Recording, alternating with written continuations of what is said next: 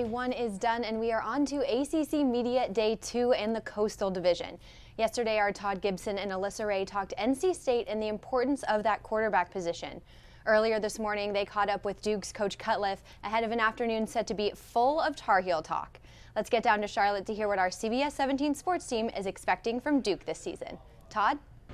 It is day 2 of the ACC football kickoff here in Charlotte. I'm Todd Gibson along with Alyssa Ray, the Coastal Division, taking center stage today.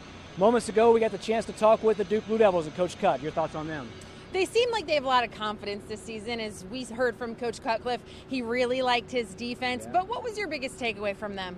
The fact that he does like his defense. You know, when you think of Duke and Coach Cut, you think of quarterbacks and stuff like. He talked about his defense today being one of the best defenses in his 12 years here at Duke. That's phenomenal. I mean, the Duke defense lost a lot of players from last year, but they have a lot of depth coming back, so should be fun watching that defense this year. And offensively, Quentin Harris takes over at quarterback, so it's a chance for him taking over, you know, for first-round draft pick. Daniel Jones, drafted number 6 by the New York Giants. A phenomenal pick by the Giants, that high.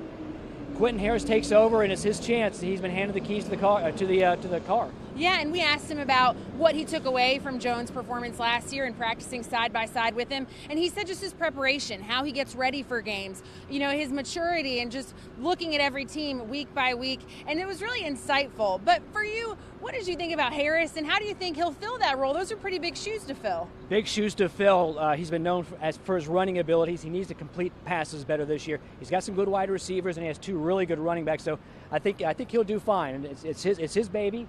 You know, there's no looking over the shoulder. He's the guy this year. Should be fun watching him progress. And he is a senior, too, so he's been in the system for a long, long time. That's the Duke Blue Devils. Later on this afternoon, about 1 o'clock, North Carolina and Coach Mack Brown. They take center stage in there. I know you're looking forward to hearing from Coach Mack Brown, aren't you? I am. He has an aura about him, and all the Coastal coaches were sitting up for their picture, and there was 1 seat left, and it was just about a minute or two that he was a little late, and everyone's looking around, and you can hear all the media say, it's Mack Brown, Mack Brown. And Mack Brown walks in, and there's just an aura about him. There's a confidence about him, what he's done in his career. It's inspiring, and I'm sure for some it's intimidating, and as you mentioned, it's helping on the recruiting trail. Yeah, dramatic entrance by Coach Mack Brown this afternoon. He is doing well in the recruiting. He's talking about North Carolina. He's always recruited well. Even when he started out at North Carolina and they had some bad seasons, 1-10 the first 2 years at North Carolina, he still recruited well and just picked up some fantastic players, and then ended his career with 3